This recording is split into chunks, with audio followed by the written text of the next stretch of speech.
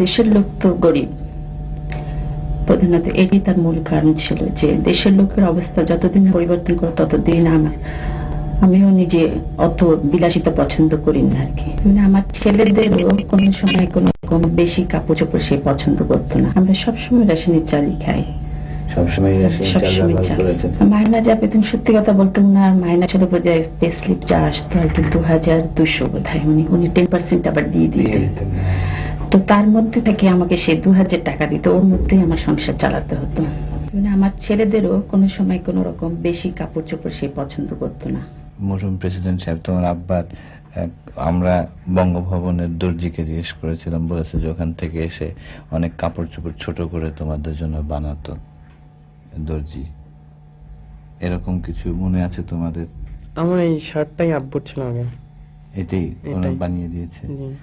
তোমার মনে আছে কোকো এরকম কোনো? আমার দুটো প্যান্ট ছোট করে বানিয়ে দিয়েছিল। তোমার আব্বার প্যান্ট ছোট করে বানিয়ে দিয়েছে।